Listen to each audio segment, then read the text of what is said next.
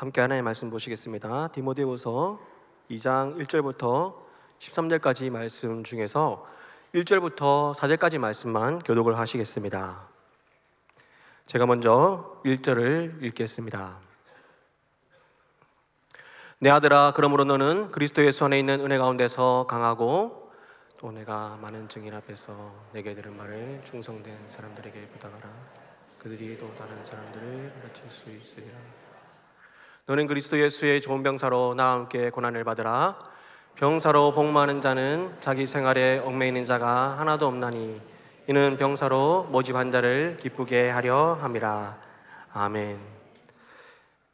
역사에 따르면은 이 사도 바울은 디모데후서를 쓸 때에 마메르틴 감옥에 있었다고 합니다. 마메르틴 감옥은 원래 감옥이 아니었고 로마 시민들이 사용할 물을 저장해 놓는 물탱크 혹은 수도시설 같은 우물이었습니다. 도시민들을 위한 물 저장고라고 할 수 있습니다. 그런 장소가 감옥으로 바뀌었으니 바울은 어둡고 기키하고 습한 곳에서 이 편지를 썼습니다. 앞선 1장의 두 구절이 바울의 힘든 여정을 그려주고 있습니다. 1장 15절에 아시아에 있는 모든 사람이 나를 버린 일을 내가 아나니. 모든 사람이 바울을 버리고 떠났습니다. 사람들이 예수를 부인하듯이 이 사람 저 사람들이 바울을 모른다, 외면했다. 즉 강한 박해가 찾아오고 있었습니다. 인간적인 눈으로 본다면 이때 기독교는 바야흐로 전멸되려 하고 있었다라고 누군가 묵상을 하였습니다. 교회가 박해 속에서 점점 사라져가는 아픔을 겪고 있었습니다. 한때 교회가 급성장했다가 이제 급히 사라져가는 듯한 이 한국교회의 상황과 다르지 않습니다. 한때 이방인의 큰 붕을 경험했던 사도는 이제 교회가 쇠퇴해져가는 것을 눈앞에 보고 있는 것입니다. 또한 1장 17절에는 이런 말씀이 있습니다. 오네시보로가 바울을 부지런히 찾아 만났다라는 말씀이 있는데 eagerly searched and found me 라고 되어 있습니다. 부지런히 찾아왔다. 즉 찾기 힘들어서 애를 먹었고 그렇게 찾아다녔고 결국 지하 감옥 깊숙이 있는 바울을 발견했다라고 하고 있습니다. 바울이 이 순간을 계기로 해서 처형되고 순교되었기에 바울을 이제는 더 이상 찾을 수 없을 것 같은 절망감이 바로 그 구절 속에 숨어져 있는 것입니다. 어떻습니까? 기독교의 등불이 점점 약해져 가고 있고 한때는 이방인 선교에 큰 획을 그은 바울의 생명마저 꺼져가고 있는 상황이었습니다.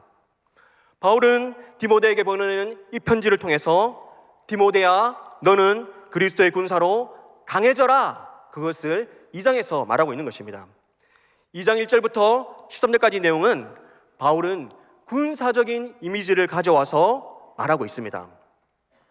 바울은 군대를 안 갔다 왔을 것입니다.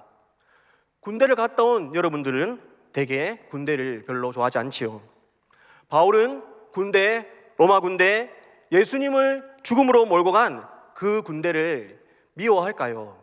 싫어할까요? 바울이 로마 군인에 대한 이미지는 긍정입니다. 바울이 유대인 폭동 가운데서 목숨을 구하고 로마까지 안전하게 압송될 수 있었던 것은 로마 군인 백부장의 도움을 받았기 때문인 것입니다. 바울은 유대인입니까? 로마인입니까? 둘 다입니다. 바울은 유대인을 동족으로 사랑한다고 성경이 기록하였고 또한 로마 이방인들의 문화 속에서 그들을 존중하고 그들이 세운 나라를 인정하였으며 그리스도의 나라가 되기를 바란다고 확신하였습니다. 바울은 황제에게 재판받기를 요청하였고 그 재판이 진행되는 순간까지 바울의 옆에서 바울을 로마 시민으로 정중하게 대우해 준 사람들은 모두가 군인이었습니다. 바울은 이와 같은 군인에 대한 긍정적인 이미지를 가져와서 우리에게 그리스도의 군사가 되라고 선언하고 있는 것입니다. 첫 번째로 우리를 그리스도의 강한 군사로 부르셨다는 것을 기억하기를 소원합니다. 바울은 교회 앞에 닥쳐온 이 위기 속에서 지금 강하게 한 사람을 군사로, 강한 군인으로 세우기를 바라면서 메시지를 써내려가고 있습니다. 우리는 지금 기독교인이지만 어느 누구고 내가 군인이라 생각하지 않습니다. 성경 어디에 기독교인이 군인이라고 써 있습니까? 성경 곳곳에서 군인, 그리스도의 군대가 일어나야 한다는 것을 그려주고 있는 것입니다. 구약 성경 출애굽의 역사는 민수기 1장과 26장에서 극명한 대조를 보여주고 있습니다. 모세 한 사람이 뛰어났지만 그는 40년간 광야에 머물러야 했습니다. 이스라엘 백성이 거대한 군대가 되어서 가나안 전쟁을 치를 수 있었던 것은 광야 40년간 출애굽 1세대는 죽고 출애굽 2세대가 거대한 군대가 되어서 거룩한 군대가 되어서 일어섰기 때문인 것입니다. 성도 여러분, 사탄을 어떻게 몰아내고 사탄의 역사를 어떻게 막을 수 있습니까? 거룩한 군대가 일어날 때에 그 일이 가능한 것입니다. 한 사람의 성도는 약하지만 거룩한 군대가 되어서 일어설 때 사탄의 역사를 막을 수 있고 사탄의 세력을 무너뜨릴 수 있는 것입니다. 내 아들아, 그러므로 너는 그리스도 예수 안에 있는 은혜 가운데서 강하고 또 내가 많은 증인 앞에서 내게 들은 바를 충성된 사람들에게 부탁하라. 또 다른 사람들을 가르칠 수 있으리라. 너는 그리스도 예수의 좋은 병사로 나와 함께 고난을 받으라. 바울은 디모데에게 강해져라 말하고 있습니다. 군인은 절대 약하지 않습니다. 강해져라, 이것은 신적 수동태입니다. 내가 강해지겠다라는 그 이전에 하나님께서 그를 강하게 하셔야 되는 것입니다. 행위의 주체자가 누구입니까? 하나님입니다. 능력을 주시는 분은 단연코 하나님이신 것입니다. 그렇다고 해서 나는 아무것도 안 해가 아니라 강한 군사가 되겠노라, 그 의지를 발휘하라는 것입니다. 강해져야 한다. 이 고난의 시기를 이겨내기 위해서는 강해지겠노라, 이런 마음을 먹으라는 것입니다. 바울은 또한 두 번째로 강한 군대는 혼자서 결코 이룰 수가 없는 것입니다. 바울 한 사람이 위대하다고 해서, 모세가 뛰어나다고 해서 아무것도 되는 것이 없는 것입니다. 두 번째는 무엇을 하랍니까? 충성된 사람들에게 부탁하라. 인트러스트. 디모데야, 너와 똑같은 사람 한 사람을 더 만들어라. 내게 배운 바를 충성된 일꾼들에게 맡겨라. 세 번째로 나와 함께 고난을 받자. 너는 그리스도 예수의 좋은 병사로 나와 함께 고난을 받자. 바울이 지금 감옥에서 나오지 못하고 있는데 너도 나처럼 이와 같은 고난이 찾아올지라도 기쁘게 감내하자. 이러한 표현들 속에서 군인의 모습이 없다고 말한다면 이 사람들을 어떤 단어로 추식할 수 있겠습니까? 어떤 분이 말하기를 기독교 2000년의 역사가 이어져 내려올 수 있는 비결이 바로 디모데후서 2장에 있다라고 하였습니다.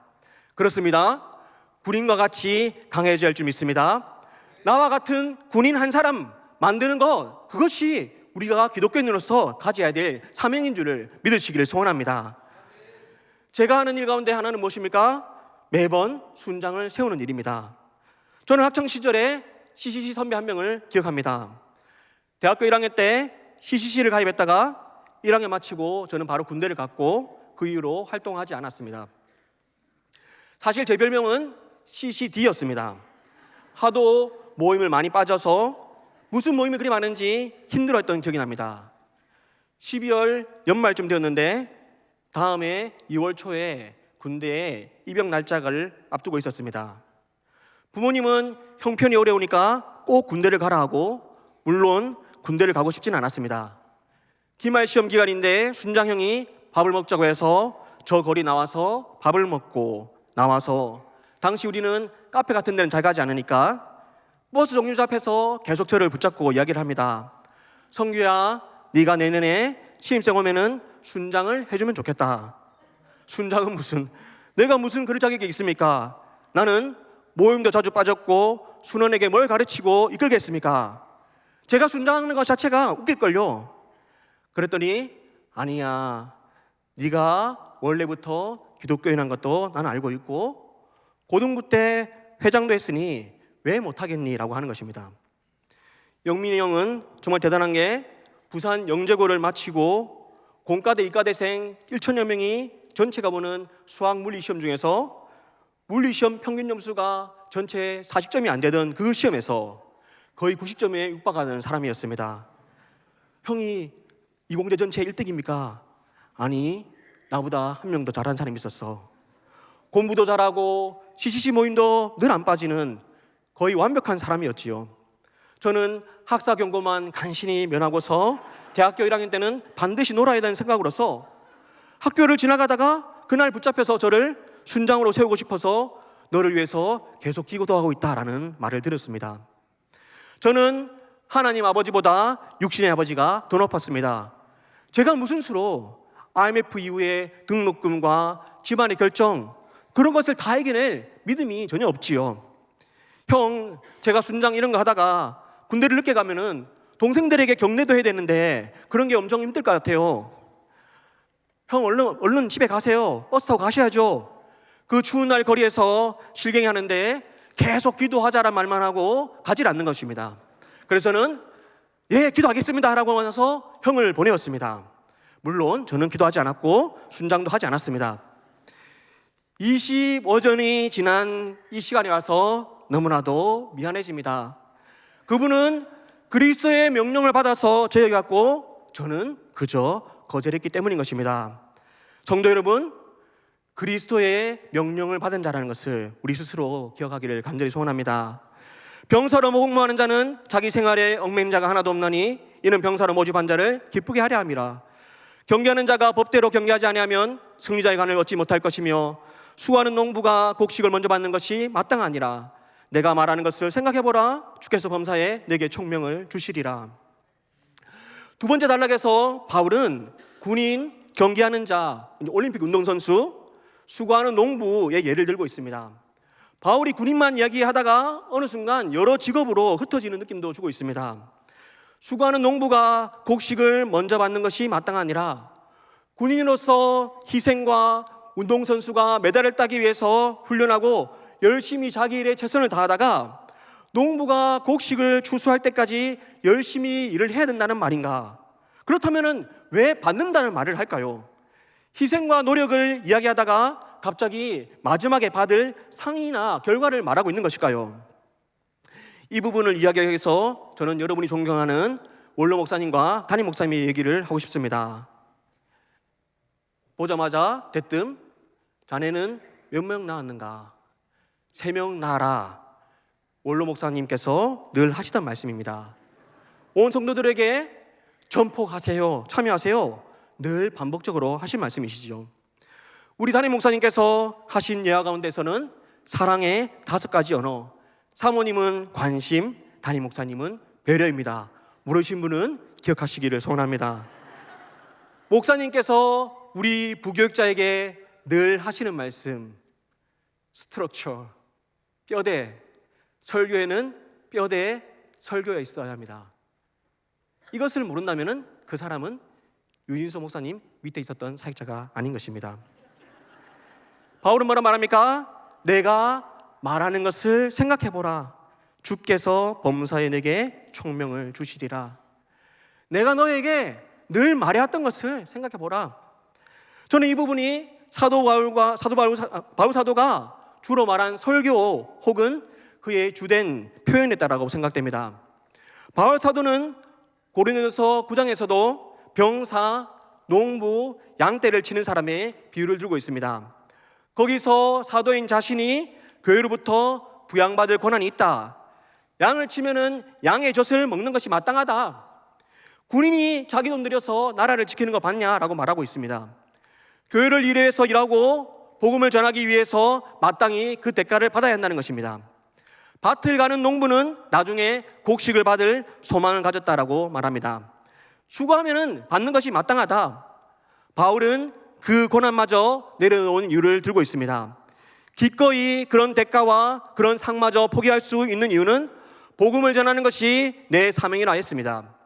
내가 좋아서 이 길을 왔다면 상을 받아야 하지만 그리스도께서 자기를 강권하셔서 이 복음을 전케 하신 것, 자신은 그리스도의 노예요 복음을 전하라는 명을 받아서 행하는 자라 하였고, 복음 전하는 자가 마땅히 받아야 할 대가를 받지 않으며 누려야 할 권리를 사용하지 않았기에 당신이 받을 대가, 상이 무엇이냐고 누군가 묻는다면 그는 스스로 대답하기를 내가 복음 전할 때에 아무 대가도 받지 않고 내가 마땅히 누릴 권리를 쓰지 않는 것이 자기의 상이라는 뚱딴지 같은 표현을 한 것입니다. 쉽게 말해서 그는 그리스도의 명령을 따르는 것이 나의 기쁨이다라고 하였습니다. 군인은 늘 항상 언제든 명령에 따라 움직이고 명령에 따라 복종하는 사람인 것입니다.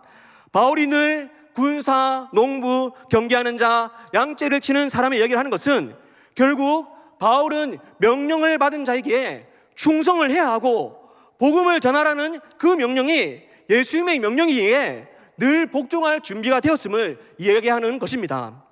그리스도인의 사명, 그리스도께서 하라 하신 것, 그 외에는 나는 중요하게 여기지 않으려는 강한 군인 정신, 혹은 나는 그분의 노예로서 그분이 내게 명을 주셨다라는 강한 자부심이 있는 것입니다.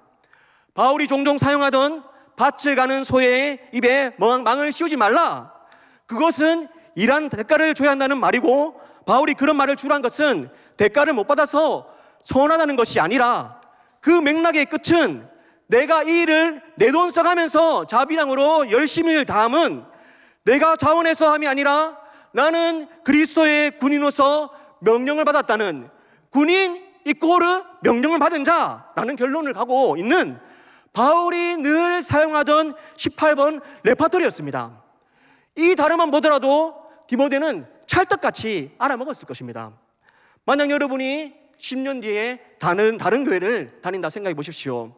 어느 날 누군가가 순장이라는 표현을 쓰는 순간에 여기 계신 어떤 분들은 가슴이 쿵쾅 뛰는 것입니다.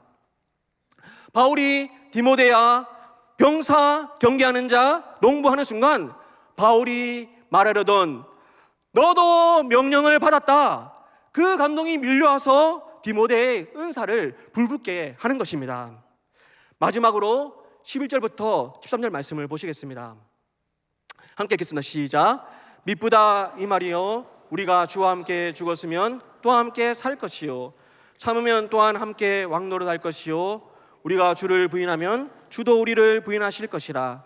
우리는 믿음이 없을지라도 주는 항상 믿으시니 자기를 부인할 수 없으시리라. 아멘. 마지막 계시는 우리는 그리스도를 위해 죽기를 각오한 자라는 것을 말씀드리고 싶습니다. 로마 시대 군인들은 황제와 로마 제국에 충성할 것을 맹세하는 서약시 세크라멘텀을 가졌습니다. 여기 세크라멘텀에서 영어의 성찬 세크라멘트가 나왔습니다. 어떻습니까? 성찬식도 일종의 그리스도께 대한 충성 맹세 서약식이라는 의미가 담겨 있는 것입니다. 11절부터 여러분이 읽으신 13절까지 말씀은 당시 바울과 디모데를 비롯한 초대 교회 성도들이 예배 가운데 외친 충성을 맹세하는 신앙 고백 문장이거나 혹은 찬송시의 일부로 생각됩니다. 죽었으면, 참으면, 부인하면, 이런 식으로 표현이 반복되고 있습니다. 여러분도 동창회 가시면은 가끔 교가를 부르거나 할 때 동지감을 느끼지 않습니까? 전쟁에 나가 싸우던 군인에게는 군가와 애국가가 군인의 정신을 고취시킵니다. 마찬가지로 그 고난의 싸움 속에 있던 디모데에게 바울이 이 대목을 전했을 때 디모데의 마음을 울리는 노래가 되었을 것입니다. 찬송가 중에 이런 곡이 있습니다. 나는 예수 따라가는 십자가 군사라. 이런 찬송가 있는지도 모르는 분 계시지 않습니까? 저도 사역자가 되고 나서 알았습니다. 이전 교회 방송실에서 PPT를 넘기다가 깜짝 놀랐습니다. 강도사님, 이게 찬송가예요. 강도사님이 글쎄요, 강도사님은 아버지가 목사님 아니세요? 아버지 목사님인데도 모르십니까? 갈수록 십자가 군병들아 십자가 군병되어서 이런 찬양을 아시기는 하지만 점점 부르지 않습니다. 불러야 하는 것입니다. CCM 가운데 성도가 군병이라는 이미지를 살린 가사는 찾기도 힘듭니다. 만들어야 하는 것입니다. 누군가 실력 있는 찬양 사역자라면 이 대목으로 찬양을 만들어야 하는 것입니다. 우리가 군인인 것을 잊어갑니다. 대한민국 군대만 약해진 것이 아니라 교회 안에 있는 군대들도 이미 다 자체 해단식을 마쳤습니다. 저는 여러분이 교회 밖에서도 온전한 신자일 것을 확신합니다. 특히나 수요 예배에 나올 정도의 신앙을 가졌다는 것은 분명코 칭찬할 만합니다. 저는 신학교 가기 전에 수요 예배를 나간 적이 없습니다. 여러분은 여러분은 주일이 멀다 하고 바로 수요예배를 찾는 신앙에 열심히 있는 분인 것입니다. 그렇지만 좀 더 병사다워져야겠습니다. 여러분의 받은 사명이 교회 출세가면 있다면 얼마나 좋겠습니까? 여러분의 사명은 더 멀리 더 높은 곳을 바라봐야 하는 것입니다. 그것이 바로 이 교회와 이 나라를 이끌어갈 믿음의 지도자들을 배출해내는 방법인 것입니다. 그 가운데 여러분의 자녀가 있습니다.